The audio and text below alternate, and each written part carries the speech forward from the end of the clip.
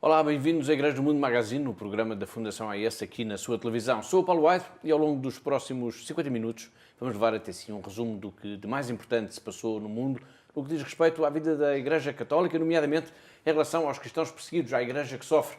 É bom saber que está aí desse lado. Todas as semanas, sempre a esta hora, sintonize connosco, sintonize com a ajuda à Igreja que sofre.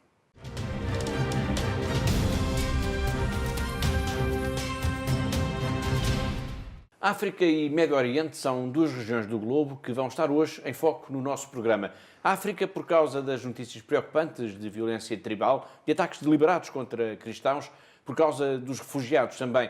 Nigéria e República Centro-Africana são países sobre os quais vamos debruçar a nossa atenção. Mas também iremos até à China, uma vez mais por causa de notícias preocupantes de perseguição religiosa. Hoje iremos dar conta da demolição de uma igreja em Xifang. E também vamos ao Paquistão, pois os Estados Unidos colocaram este país na lista dos Estados que violam sistematicamente a liberdade religiosa e os cristãos são das principais vítimas dessa perseguição. Lá mais para a frente vamos assistir também à primeira parte da grande reportagem da SIC, da autoria do jornalista Henrique Zimmermann, sobre os cristãos no Médio Oriente.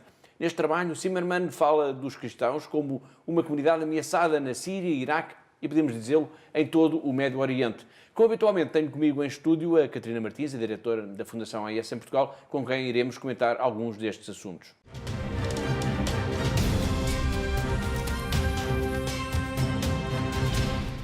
Para já vamos então até à Nigéria, pois logo no primeiro dia do ano, pelo menos 17 pessoas foram assassinadas a tiro quando regressavam da missa em Omoko, no estado de Rivers. Pela forma como tudo aconteceu, podemos dizer, Catarina, que se tratou de um massacre. Um massacre mesmo, Paulo. De facto, o ataque ocorreu na madrugada de segunda-feira, portanto, no primeiro dia do ano, e ocorreu quando um grupo de fiéis regressava às suas casas, depois de celebrarem uma missa, na localidade de Omuku, como já dissemos aqui, uma localidade situada no sul da Nigéria. Mas exatamente o que é que aconteceu? Bom, Paulo, ainda não se sabe muito bem como tudo aconteceu e o que realmente aconteceu, mas segundo relatos dos sobreviventes, um grupo de homens armados dispararam por volta da meia-noite para um grupo de fiéis que regressava às suas casas depois da missa que foi celebrada em Omuku, como já aqui dissemos. Depois, além destes 17 mortos que há a registar, há ainda relatos de que há vários feridos, cerca de uma dúzia de feridos, que estão ainda, que foram transportados para o hospital local. Há alguns destes relatos, afirma-se ainda que terá havido um segundo atentado, um segundo ataque, o que nos indica que poderá não ter sido apenas um simples ataque, mas sim um atentado coordenado em que os cristãos desta zona de Omuku foram as vítimas. Estamos a falar, portanto, de um ataque contra cristãos que regressavam às suas casas na Nigéria pouco depois da meia-noite do dia 1 de janeiro, após terem assistido à celebração, portanto, da primeira missa do ano. Este ataque não foi imediatamente atribuído pelas autoridades ao Boko Haram, que é um grupo terrorista islamita que opera na Nigéria desde 2009 e que pretende a instauração de um califado no norte do país. No entanto, algum tempo depois, um líder deste grupo terrorista, Abubakar Shekau, acabou por reivindicar mesmo o ataque. O Boko Haram, ligado ao autoproclamado Estado Islâmico, tem praticado um verdadeiro genocídio contra os cristãos, essencialmente no norte da Nigéria. No ano passado, a Fundação AES publicou um relatório, que já falámos dele aqui no nosso programa, Perseguidos e Esquecidos, sobre a perseguição aos cristãos no mundo entre 2015 e 2017. Um dos países em foco nesse relatório, Catarina, foi mesmo a Nigéria. Sim, Paulo, de facto foi a Nigéria e, como o Paulo aqui já afirmou, de facto foi publicado nesse relatório que, de facto, está um genocídio em curso contra a comunidade cristã deste país. Portanto, neste relatório refere-se que, de facto, há um grupo filiado ao autoproclamado Estado Islâmico, portanto, o Boko Haram, que tem tido uma campanha nos últimos anos, uma campanha violenta para expulsar todos os cristãos deste país, desta zona. E, portanto, tem havido ataques, tem havido profanação de locais religiosos, de edifícios religiosos, tem havido violação e expulsão de várias comunidades, principalmente as cristãs.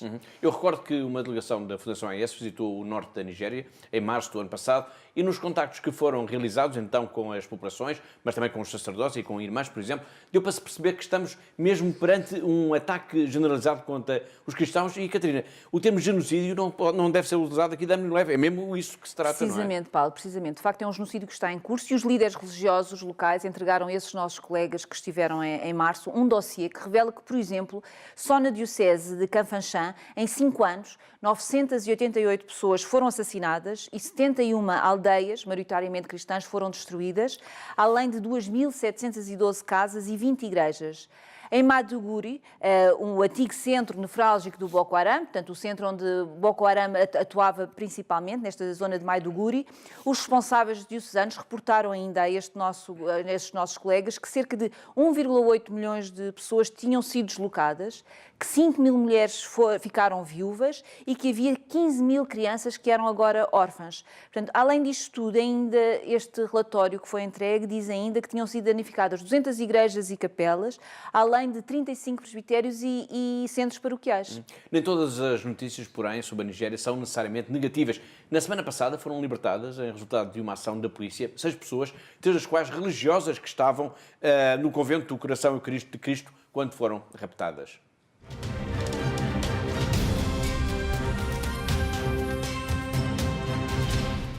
Vamos continuar centrados em África, agora focando a nossa atenção na República Centro-Africana, onde milhares de pessoas continuam a fugir da violência neste país, agravando uma crise humanitária já de gigantescas proporções. Segundo as Nações Unidas, calcula-se que mais de 5 mil pessoas tenham fugido deste país rumo essencialmente ao Chad, apenas desde o início do ano.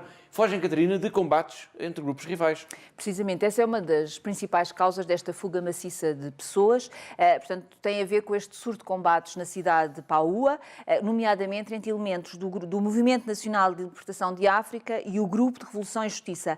Apesar da fronteira entre a República Centro-Africana e o Chad estar oficialmente encerrada, as autoridades permitiram, como num gesto humanitário, que estas pessoas se refugiassem neste país e que tenham entrado, de facto, no país.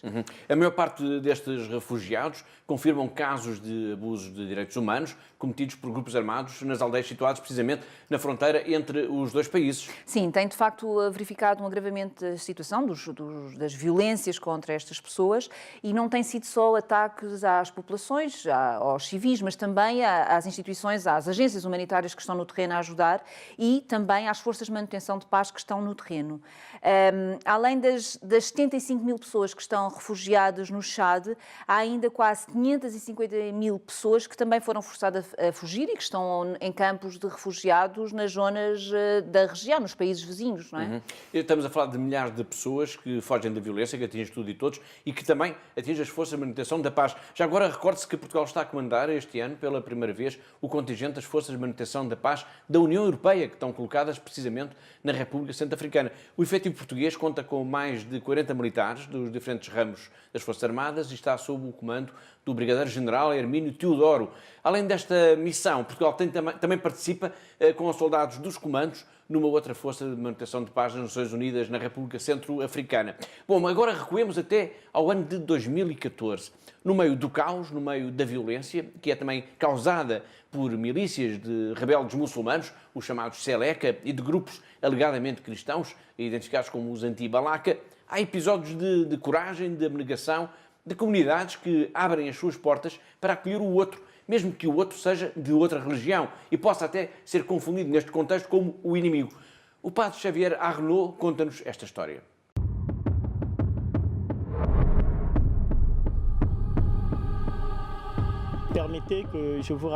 Let me tell you about an event that took place in this parish in connection with a crisis in our country. Since 2012, the Central African Republic has suffered a civil war, leaving thousands dead and over 400,000 displaced.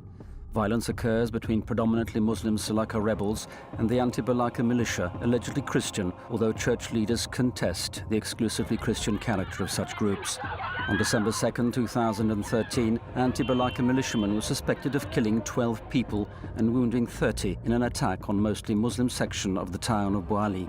The response of the local Christian community towards the Muslim victims was more than unexpected. The local Christian community got up and invited our Muslim brothers to come here.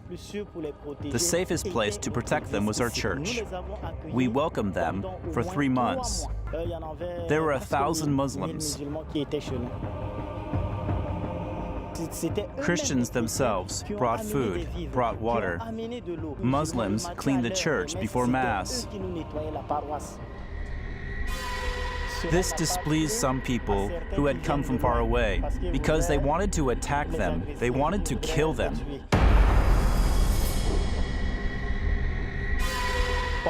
They shot at the building while we were still inside.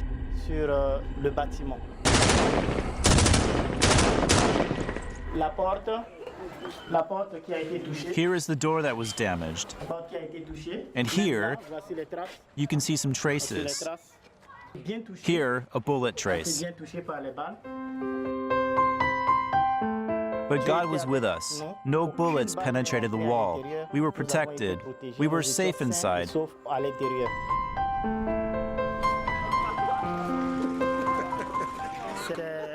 This is one of the families who helped us take care of the Muslims who were with us. I was touched with the depth of their faith, by their great openness. If we can talk about the town of Bouali today, it is because there are men who said no. No to the killings. No to hurting others. We must be prepared to make strong gestures that demonstrate the beauty of our faith. Christ died on the cross for Christians and for Muslims. Christian or non-Christian, we must discover the image of God in the other, and we also must protect Him, as God watches over us and protects us.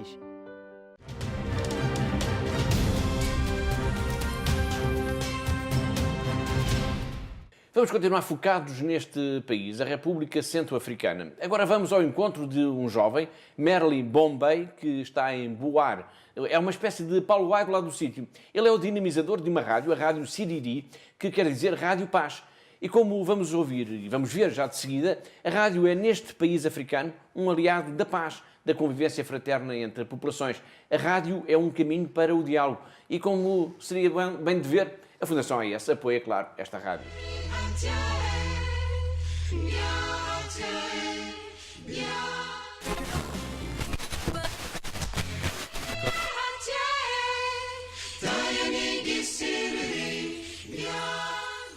Je suis Merlin Lambert Boy-Bay de la radio-télé Siriri de Bois.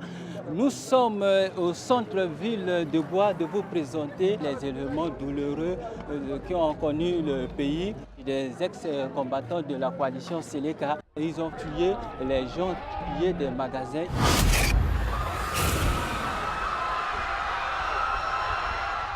Les reporters de la radio Siriri étaient de l'autre côté en train de voir les choses.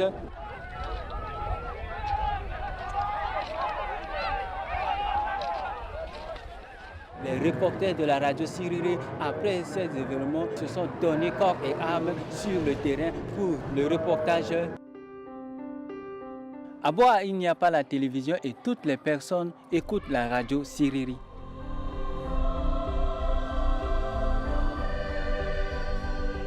Je vais transmettre le message de la paix aux jeunes et aux populations centrafricaines pour un changement de mentalité.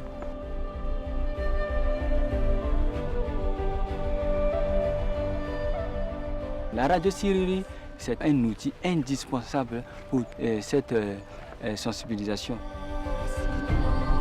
Aidez-moi et aidez la radio Siriri que les jeunes reviennent à Dieu parce que Dieu nous accompagne. Nous sommes de fondation.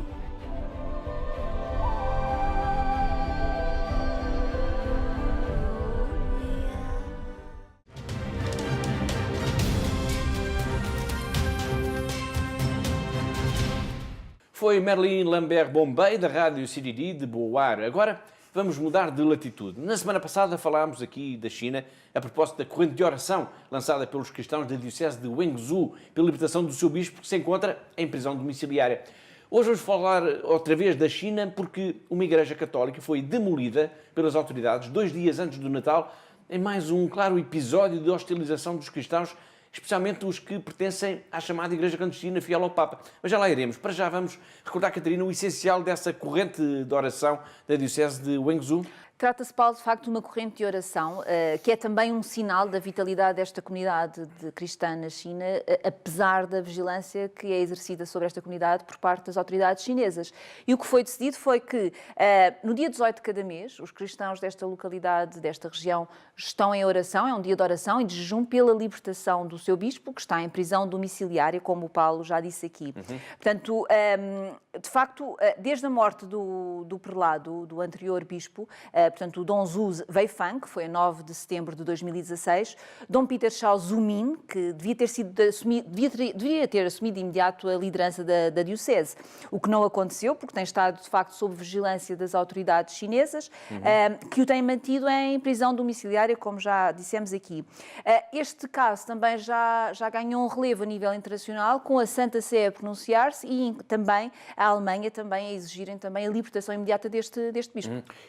O caso desta semana leva-nos então até Xifang, na diocese de China, onde, perante a perplexidade de todos os cristãos, as autoridades comunistas procederam à demolição da sua igreja, que é a única igreja católica, 2 dias antes do Natal. Sim, de facto, surpreendeu todas as pessoas, porque este edifício estava legalizado, portanto, tinha obtido a autorização do governo para a sua construção já em 1999, que foi dada pelo Gabinete de Assuntos Religiosos, que tutela estas questões na China. Durante a demolição deste edifício, as autoridades montaram um cerco à igreja para permitir que, desta forma, para evitar que a comunidade se pudesse pronunciar e que pudesse estar ali junto, que havia, de facto, a comunidade estava ali junto para retirar pelo menos o sacrário, os objetos litúrgicos que havia e alguns objetos valiosos que estavam dentro da igreja e que a comunidade queria salvar e guardar para si. Portanto, os fiéis de Xifang pedem agora o respeito pela liberdade religiosa e pedem também às autoridades comunistas que entretanto se remeteram completamente ao silêncio e que ainda não ofereceram qualquer explicação para este sucedido, e a comunidade está a exigir uma explicação por parte das autoridades. Claro. Sobre a China, o relatório da Fundação AES, Perseguidos e Esquecidos, que já aqui citámos neste programa, é particularmente demolidor, e a expressão agora, por causa da demolição, até se aplica aqui bem. Porque nesse documento, a AES lembra que o presidente chinês já descreveu o cristianismo como sendo uma infiltração estrangeira e faz referência ao aumento da hostilidade para com as comunidades religiosas acusadas de resistirem ao controle governamental, hostilidade que resultou na remoção cada vez mais generalizada de cruzes em igrejas e na destruição de edifícios religiosos, como aliás, infelizmente, acabamos de constatar em Xifang, 2 dias antes do Natal. E por falar no Natal, dizer também que algumas autoridades regionais chinesas proibiram mesmo este ano as árvores de Natal e até os simples cartões de boas festas.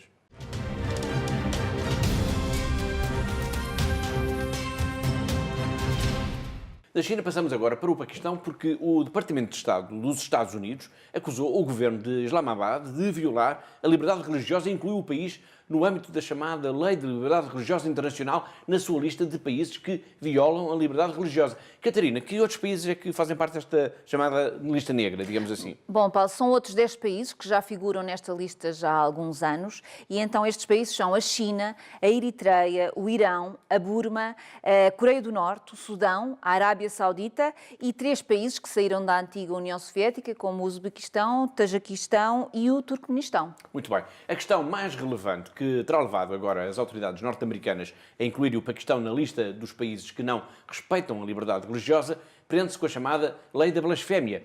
Esta lei, a Lei da Blasfémia, tem permitido, por exemplo, prender ou condenar elementos da comunidade cristã por alegadamente terem insultado o profeta Maomé ou o Corão. Um dos casos, se não mesmo, talvez mesmo o caso mais conhecido a nível mundial de um cristão vítima desta lei, é o caso de Asia Bibi. Vamos recordar, Catarina, o essencial deste caso?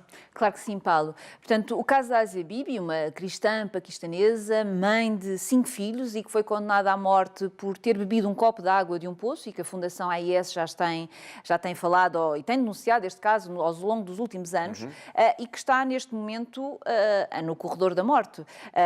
E só não aconteceu ainda a sua execução exatamente por causa da comunidade internacional que levantou a voz e que tem feito diversas iniciativas para evitar a execução desta pena. Nós que estamos aqui e nunca podemos baixar os braços, nós não podemos ficar impávidos e serenos a ver situações como estas de uma mulher que está num corredor da morte, porque infelizmente não é apenas elas, há muitas Asias Bibis, muitos cristãos que estão neste corredor da morte, e nós não podemos de facto ficar parados e sossegados no nosso canto, sem fazer nada por estes cristãos que são acusados de blasfémia.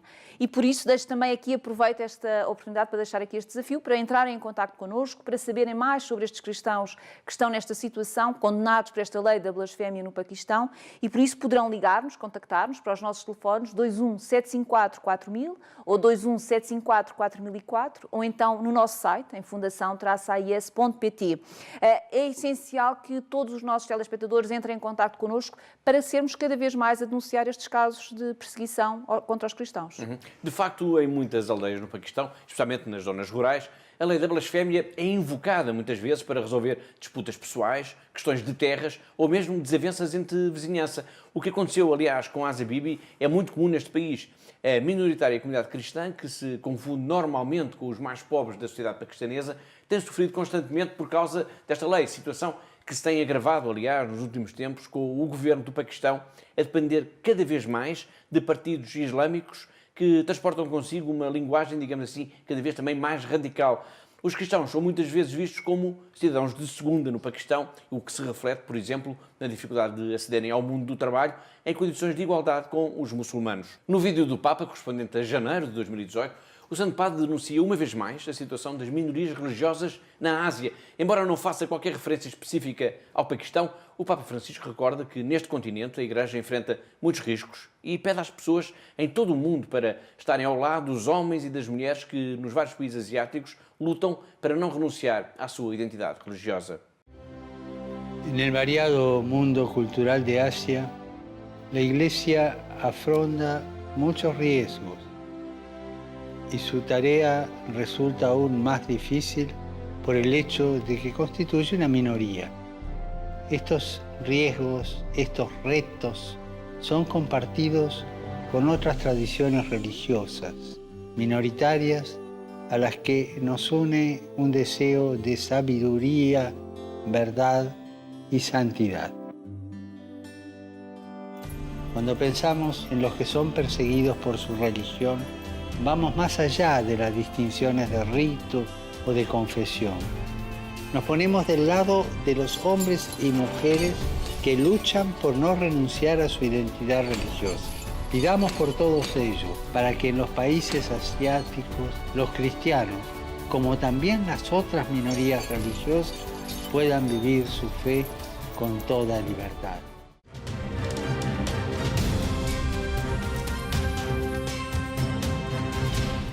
Falámos do Papa Francisco. Por estes dias, o Santo Padre está de viagem ao Chile e ao Peru, países vizinhos da sua amada Argentina. Uma das etapas contempla a cidade da Amazónia peruana de Puerto Maldonado, em 19 de janeiro, onde Francisco se reunirá com indígenas do Peru, da Bolívia e do Brasil. A questão da Amazónia vai estar no centro depois desta viagem apostólica. E a propósito disso, da Amazónia, vamos agora ao encontro de um jovem índio. O nome dele é difícil de pronunciar, é o Capixerá Vajapi. Ele é da aldeia Camuta e pertence ao povo Vajapi, que habita uma região delimitada por vários rios, fica situado entre o Pará, a Amapá e a Guiana Francesa. No Brasil, eles estão distribuídos em 13 pequenas aldeias, são apenas cerca de 1.200 pessoas. É, pois, uma tribo pequena, mas que fala relativamente bem o português. Vamos agora escutar o seu testemunho, aqui captado pelos nossos colegas da Voz da Amazónia. É um testemunho singular. Ouçam-no com atenção, uma forma única de olhar a terra que vem sublinhar os alertas do Papa Francisco. Diz este jovem, ele vai nos dizer que a terra tem sangue, que são as águas, tem pelo, que é a floresta, tem pulmão, que são os minérios. Se destruirmos tudo isso, diz ele, a terra vai ficar doente.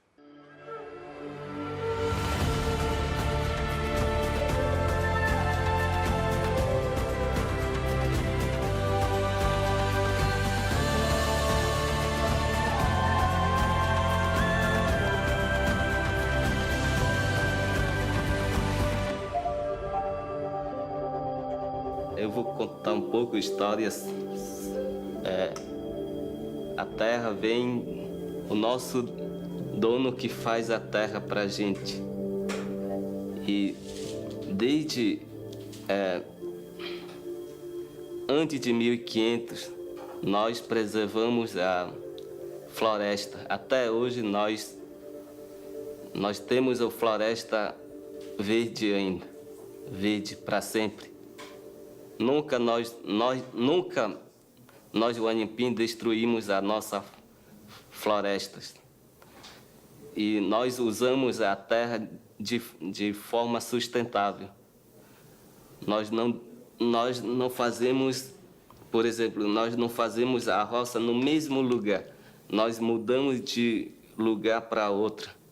Só permanece naquele lugar, aí vai ficar doente para ele, vai sentir dor. Por isso tem que mudar, tem que abrir outra aldeia para que aquele aldeia velho se recuperar.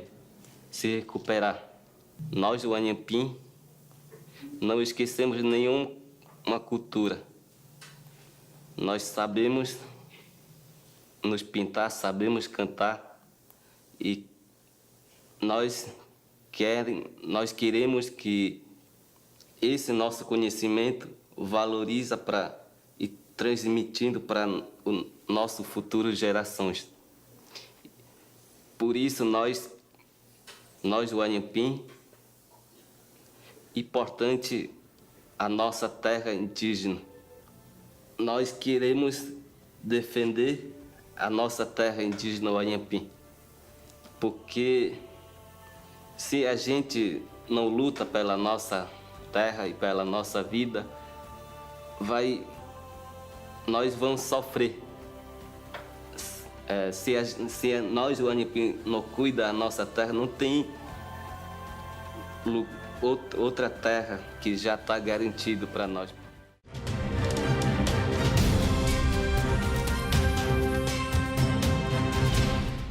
Da Amazónia vamos agora regressar à África por causa da história da semana. Por aqui já lembramos como estão a ser tão difíceis os dias para tantas pessoas na Nigéria ou na República Centro-Africana, por exemplo, e na República Democrática do Congo, como tem sido.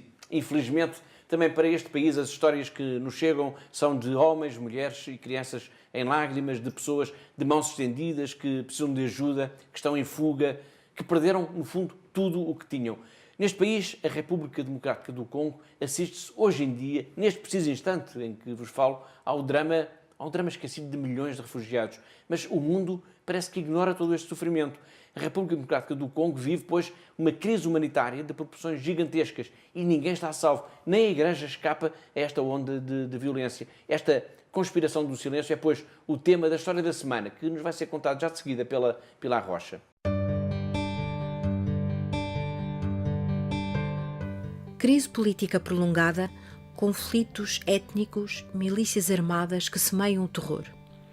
A República Democrática do Congo vive uma crise humanitária de proporções gigantescas e o mundo parece ignorar o que se passa por lá. Ninguém está a salvo, nem a Igreja escapa à onda de violência. Ataques a seminários e paróquias, conventos e congregações, nem a Igreja tem escapado à onda de violência que tem assolado a República Democrática do Congo. De dia para dia, a situação parece agravar-se cada vez mais. Os números são trágicos e falam por si. Desde agosto de 2016, o número de deslocados no Congo mais do que triplicou. Estima-se que quase 4 milhões de pessoas terão fugido de suas casas por causa da violência étnica ampliada pela proliferação de milícias armadas que semeiam o terror entre as populações. Na origem desta situação está a crise política causada pela recusa de Joseph Kabila em abandonar a presidência após 17 anos de exercício do poder e depois de ter terminado o seu mandato. Nem a Igreja tem escapado a este horror. Nos últimos tempos, dezenas de paróquias foram atacadas, cerca de 150 de escolas vandalizadas e mais de 3.500 casas arruinadas. Calcula-se que 20 aldeias foram praticamente destruídas. É raro o dia em que não ocorre o sequestro e assassinato de crianças, raptos de pessoas, roubos à mão armada e ataques a estruturas da Igreja. Ainda recentemente, a irmã Vedruna Maria Núria Solan, que se encontra em Kinshasa, partilhava a sua perplexidade perante o desmoronar da paz neste país africano. A Igreja fala, escreve e age contra as injustiças, a violência e a ditadura camuflada de democracia, afirma esta freira carmelita. A Igreja Católica atua com valentia, continua a denunciar as injustiças e, para ser fiel ao Evangelho, não pode deixar de fazê-lo. O único objetivo é o bem comum da população, acrescenta a irmã Maria Núria Solan. Também o padre Apolinaire Sibaca, professor do Seminário Maior de Malolo, que foi atacado por milícias rebeldes em fevereiro, vive a perplexidade de estar num país em profunda crise humanitária e de perceber que o mundo parece não querer escutar os pedidos de ajuda. Como se houvesse uma conspiração de silêncio. O mundo parece ter esquecido do Congo. No meio do caos, a presença da Igreja Católica neste país é um oásis de esperança. Cada sacerdote, cada irmã é mais do que um simples homem ou uma mulher. Os seus sorrisos são a certeza do sorriso de Deus, são a garantia da ternura de Deus. Com milhões de deslocados, de pessoas em fuga procurando salvar as próprias vidas, com campos de refugiados atolados de homens, mulheres e crianças em lágrimas, a presença destes sacerdotes e destas irmãs é a garantia de que não está tudo perdido. Há dias, o mundo assinalou o nascimento do menino Jesus. Da República Democrática do Congo, os desejos de paz, saúde e prosperidade são, infelizmente, apenas palavras. Dia antes do Natal, o padre Apolinaire confessava à Fundação AIS que, apesar de tudo, é sempre possível descortinar uma semente de esperança no meio do caos. O Congo é um país empobrecido, sem meios para celebrarmos o Natal como nos outros lugares. Mais a mais vivemos uma guerra silenciosa. Em vez de presentes e do encontro das famílias, muitos de nós terão fugir para sobreviver. Mas vamos rezar, pedindo ao menino Jesus a conversão dos responsáveis pelo nosso infortúnio. É o único presente que pedimos a Deus. Já estamos em janeiro, já estamos em 2018. Na República Democrática do Congo continua tudo na mesma, com grupos armados à solta e populações em fuga. O padre Apolinaire e a irmã Maria Núria Sola precisam muito das nossas orações, do nosso apoio. Vamos ajudá-los?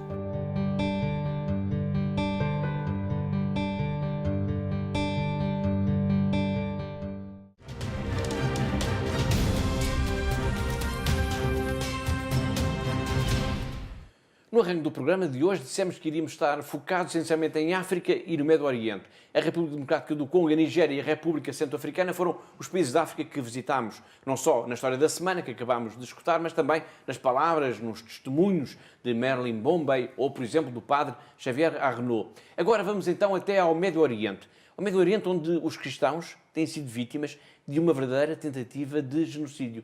Como anunciámos no arranque do nosso programa de hoje, vamos assistir à primeira parte da grande reportagem da SIC, assinada pelo jornalista Henrique Zimmermann, sobre a ameaça aos cristãos nesta região do globo. Mas antes disso, e retomando um pouco o fio da reunião, que já trouxemos aqui noutros programas, no final do ano passado, na sede das Nações Unidas, em Nova Iorque, e promovido pela Santa Sé sobre o regresso, a importância do regresso dos cristãos às suas casas no Iraque, vamos ver agora o essencial da intervenção do arcebispo Bernardito Ausa, que é o observador permanente da Santa Sé nas Nações Unidas. Depois, então, iremos à reportagem do Henrique Zimmermann. On November 15, Pope Francis spoke about the importance of rebuilding efforts now underway, being spearheaded by the governments and civil society organizations here present today. When he was given a brand new special edition Lamborghini Huracan, he announced that it would be auctioned off and the proceeds given to the Return to the Roots project being coordinated by the Nineveh Reconstruction Committee with the help of Aid to the Church in Need and the Knights of Columbus.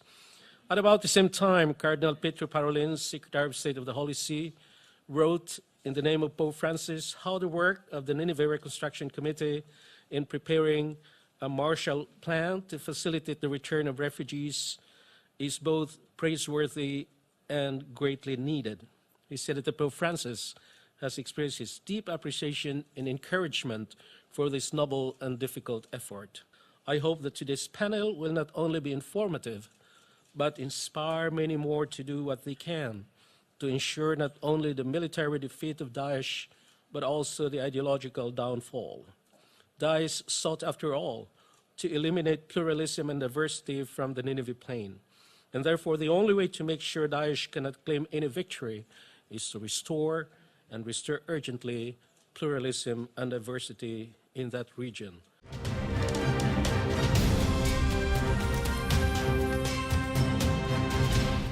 Foi o embaixador Ausa, que é o observador permanente da Santa Sé nas Nações Unidas, a explicar como é essencial a campanha que envolve profundamente a Fundação AIS para tornar possível, pois, o regresso dos cristãos às suas casas no Iraque.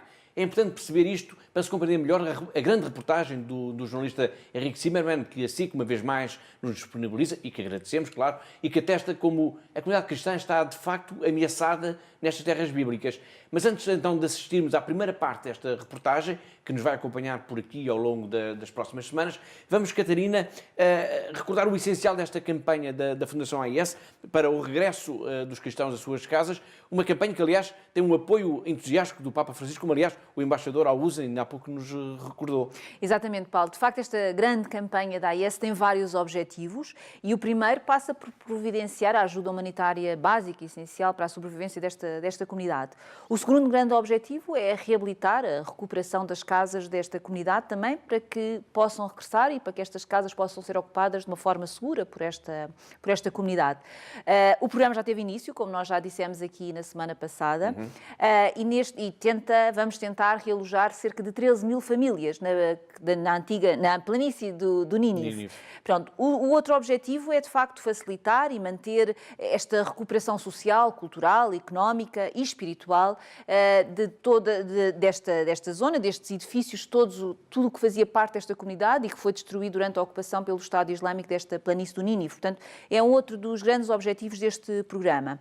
O objetivo deste programa é, de facto, a criação de emprego. Temos que perceber que cerca de 80% da população iraquiana tem menos de 40 anos e, portanto, é preciso dar oportunidades de emprego a estas famílias jovens, porque se não houver emprego, estas famílias terão que emigrar e terão que procurar emprego e o seu sustento fora do Iraque. E, portanto, é essencial também que haja este apoio, oportunidades para a criação do emprego, portanto, com ajudas para que o empreendedorismo de cada família, de cada comunidade possa voltar e que a economia possa voltar a estar dinâmica nesta zona. Portanto, o nosso objetivo com tudo isto é, de facto, criar esta estabilidade económica e social e dar às famílias uma forma de sustentarem, de ajudar as pessoas a voltarem a encontrar esta dignidade através do trabalho, através do seu autossustento, tudo o que perderam ao longo destes 3 anos. Portanto, queremos dar com isto uma esperança, de facto, a estas famílias.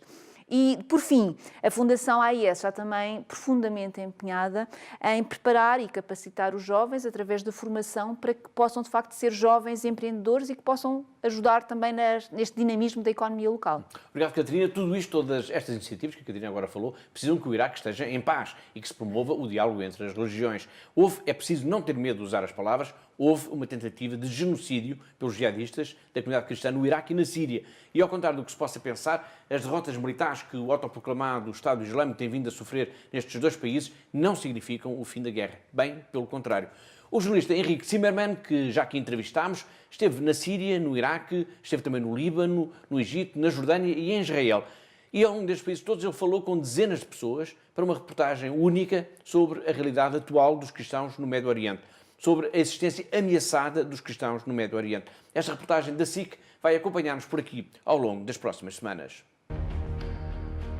O Médio Oriente está a viver uma enorme tempestade de areia que começou em 2011 com a tão comentada Primavera Árabe e que continua sem que se aviste um final. Trata-se de uma tempestade nacional a nível político, social e económico que se construiu e desenvolveu e que surpreendeu a todos com a sua violenta e assombrosa erupção. Quando a Primavera Árabe assomou, havia grande esperança que surgissem novas democracias e se consolidasse um maior respeito pelos direitos humanos. Mas o resultado foi a desgregação de vários países do Médio Oriente, como a Síria, Iraque, Iémen e Líbia, e guerras com centenas de milhares de mortos e muitos feridos, e as maiores mudanças demográficas desde a Segunda Guerra Mundial. Milhões de pessoas foram evacuadas de suas casas e surgiu uma onda de imigração desde o Médio Oriente, criando instabilidade e medo na região e, deste modo, um goteio permanente na Europa de refugiados. Dizem que é a maior crise do Islão desde a época do profeta Maomé no século VII. Grupos extremistas como o Estado Islâmico conquistaram regiões inteiras no Médio Oriente, perseguindo várias minorias, tais como a cristã e a yazidi. Começaram a apoiar ativistas para que cometessem ataques terroristas na Europa com todos os meios que tivessem à disposição. Uma faca, um veículo, qualquer coisa. O objetivo é eliminar os káfirs, ou infiéis. No início do século XX, os cristãos eram 20% da população do Médio Oriente. Hoje em dia são menos da metade, devido às vagas de imigração e às fugas de milhões para a América Latina e para os Estados Unidos.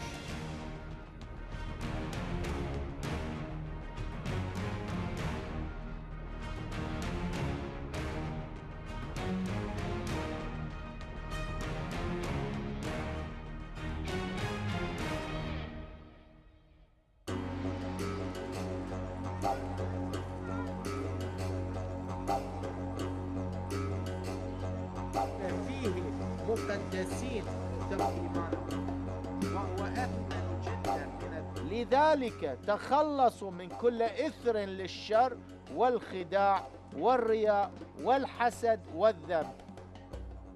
Many people get persecuted only because of their faith, that they believe in Jesus Christ. These people, they are the ancient people, those who built this country. They stole their money, they stole their furniture, their houses, everything. So you have few hours to leave your home, to leave everything behind you. And many people get very frightened and they left everything. Estamos no norte do Iraque. Visitamos dezenas de campos de refugiados onde vivem famílias cristãs que fazem o possível por sobreviver e encarar o futuro positivamente, apesar de que a maior parte perdeu muita família. Algumas vêm da cidade de Karakosh, fundada desde os princípios do cristianismo e que existiu até que foi cercada pelo Estado Islâmico em 2014. Os que fugiram foram forçados a trocar as suas casas por caravanas. Nos campos de refugiados, sofrem o rigor dos invernos e as brasas do verão. Sabem que o Estado Islâmico, o Daesh, está a ser derrotado no campo de batalha e perdendo terras cada dia, mas não querem arriscar as vidas, tentando regressar às localidades onde viviam.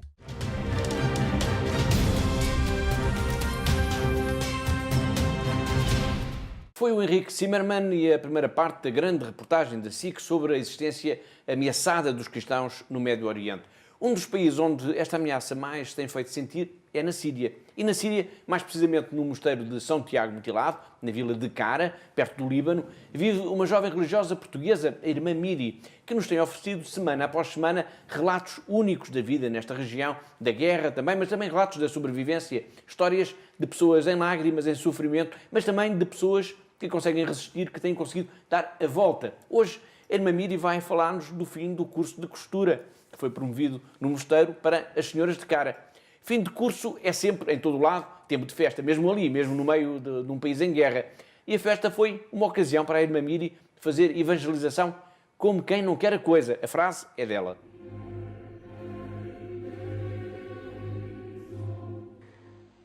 Também no outro dia estava mais uma vez no centro do mosteiro, aqui na vila, para continuar com as senhoras o projeto do crochê. E nesse mesmo dia, era o último dia do curso de costura. Então, como é hábito aqui, isto tem que acabar com uma festa. Então cada um traz um bolo, tem que haver a salada que se chama tabule, e então ou algumas coisas, fabricação mais salgados, etc. Quase tudo trabalho de cada uma das senhoras, e depois convidam toda a gente que está ali à volta. Então vai aqui partilhar connosco, e não sei o quê, vai. Pronto, lá me convidaram, claro, tinha que ir, senão parecia muito mal. E aproveitei para perguntar, então o que é que vocês andam a fazer?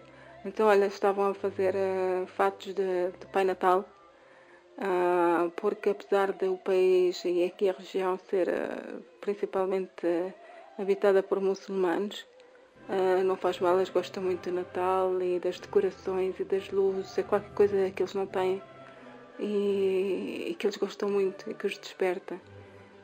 Nem todos, mas há aqueles que gostam, e depois, enfim, e depois como os centros são animados pelo mosteiro, aproveita-se para fazer esta evangelização como quem não quer a coisa.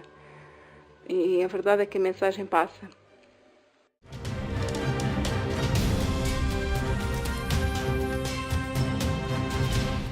Este evangelizar como quem não quer a coisa ainda vai ser tema de estudo, tenho a certeza. A irmã Miri, como se vê, não perde uma oportunidade para falar de Deus, para falar de Jesus. Uma simples festa de fim de curso de costura ali em Cara é um bom pretexto para isto, pois claro. Mas a questão é que há muitas irmãs Miris no mundo que seguiram a vida religiosa graças à Fundação AIS. Aliás, apoiar as irmãs, sacerdotes e minaristas faz parte do trabalho, faz parte da missão da AIS. Uma missão, Catarina, que só é possível graças à generosidade dos benfeitores e amigos da Fundação AIS, e muitos deles são nossos telespectadores. Precisamente, Paulo, sem eles nada disto poderia acontecer. E por vezes as pessoas que nos estão a ver e todos os nossos amigos e benfeitores poderão não ter bem a noção desta amplitude, da dimensão desta nossa aventura de amor que dá pelo nome de Fundação AIS. E provavelmente muitos dos nossos telespectadores poderão não saber, mas 1 em cada 11 minaristas em todo o mundo é ajudado através da Fundação AIS, através da generosidade. 1 em cada 11. 1 em cada 11. Depois, podemos também dizer que no ano passado, cerca de 30 mil catequistas foram ajudados também na sua missão através da AIS. 1 em cada 67 irmãs é também apoiada diretamente pela Fundação AIS, ou seja, cerca de 11 mil religiosas em todo o mundo foram apoiadas na sua missão pela Fundação AIS e, essencialmente, e graças apenas à generosidade dos nossos telespectadores e dos nossos amigos. Portanto, todos os anos, cerca de 5 mil projetos ganham vida apenas e só por causa desta generosidade dos nossos benfeitores. O projeto que nós falámos aqui há pouco, do regresso dos cristãos no Iraque, é um destes 5 mil projetos. Exatamente, é apenas um destes 5 mil projetos, portanto é de facto uma dimensão muito grande e apenas e só graças à generosidade dos nossos amigos e benfeitores. Sem eles nada disto poderia acontecer.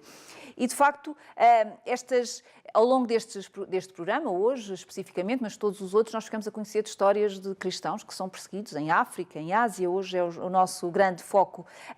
Mas, de facto, não são apenas estas duas comunidades. Há muitas comunidades no mundo que necessitam da nossa ajuda e, por isso, é tão fundamental nós podermos ajudar e nós podermos contar com esta generosidade dos nossos benfeitores.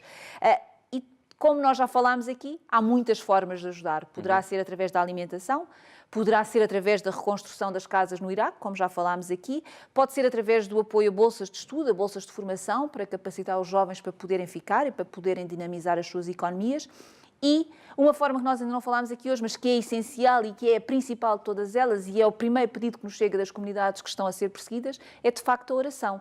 E por isso é um desafio que deixamos aqui mais uma vez, mais esta semana, um desafio de entrar nesta grande corrente de oração que a Ajuda à Igreja que Sofre tem diariamente e que tem por todo o mundo, com todos os seus amigos e benfeitores, uma corrente de oração para que estes cristãos possam permanecer nos seus países, possam permanecer como testemunha da sua fé nos seus países. E por isso, quem quiser participar, quem quiser entrar nesta grande corrente de oração, convido a ligar-nos para os nossos telefones 21754-4000 ou 21754-4004 ou então no nosso site, em fundação-ais.pt.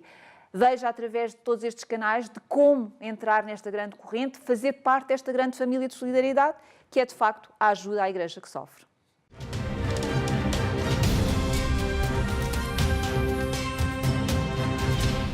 Obrigado, Catarina. Ficou aqui este desafio para contactar com a Fundação AIS e entrar nesta corrente de oração, nesta grande aventura de solidariedade e de amor que é a Fundação AIS. O nosso programa caminha para o fim, mas temos ainda de ler os tweets que o Papa Francisco publicou na internet e de fazer uma ligação até à redação da revista O Meu Papa, para ficarmos a saber as novidades da próxima edição que está a ser preparada.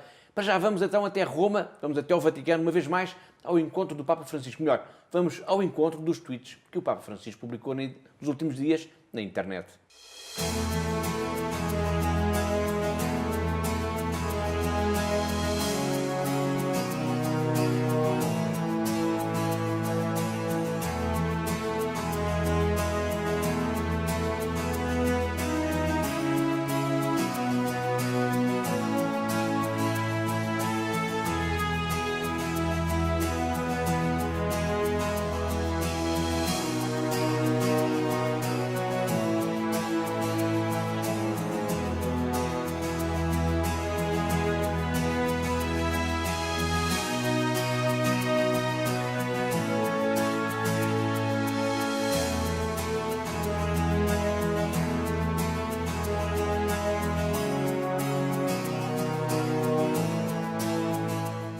Foram os tweets do Papa Francisco, pretexto ideal para fazermos uma ligação até à redação da única revista que se publica em Portugal e que tem apenas um tema principal, o Santo Padre. Na redação de O Meu Papa está a Clara Raimundo. Olá, Clara. Olá! Acabamos de enviar para a gráfica a nova edição da revista O Meu Papa, a edição número 17, que estará nas bancas no dia 18 de janeiro.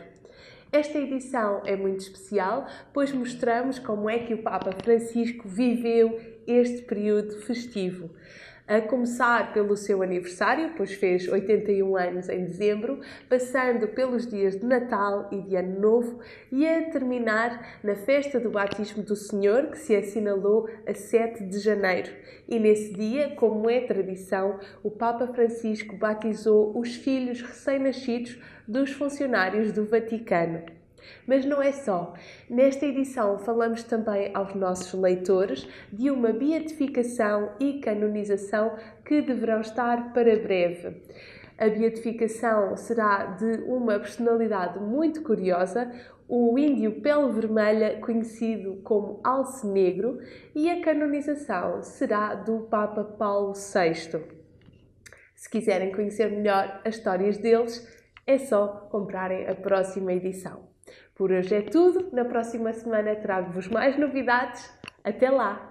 Obrigado, Clara. Foi a diretora de O Meu Papa a dar-nos conta dos temas principais da próxima edição. Estamos mesmo a chegar ao fim do nosso programa, mas vamos ainda sintonizar a nossa atenção no Papa Francisco no vídeo do mês. Há pouco, quando falámos na Igreja do Paquistão, vimos a mensagem que o Santo Padre nos endereçou este mês de janeiro, sobre a Igreja minoritária na Ásia, os seus desafios e problemas. Terminamos sempre o programa com um vídeo do Papa, mas não vamos repetir a mensagem. Vamos rever então o que o Papa Francisco nos disse no mês de março do ano passado. Lembram-se? Foi sobre os cristãos perseguidos, claro. Eles precisam, disse, e tem repetido, vê-se em conta o Papa, não só da ajuda material, mas também das nossas orações. ¿Cuántas personas son perseguidas por motivo de su fe, obligadas a abandonar sus casas, sus lugares de culto, sus tierras, sus afectos? Son perseguidos y ejecutados por ser cristianos, sin que los persecutores hagan distinción entre las confesiones a las que pertenecen. Les hago una pregunta. ¿Cuántos de ustedes rezan por los cristianos que son perseguidos? Anímense a hacerlo conmigo para que experimenten el apoyo de todas las iglesias y comunidades por medio de la oración y de la ayuda material. E assim, com este alerta do Papa Francisco para a questão dos cristãos perseguidos e para a necessidade de os ajudarmos, chegamos ao fim de mais um Igreja no Mundo Magazine, o programa da Fundação AIS aqui na sua televisão. Em nome de toda a equipa que pensou, que produziu e que levou até si este programa, despeço-me com amizade. Até à próxima semana, até ao próximo Igreja no Mundo Magazine, se Deus quiser.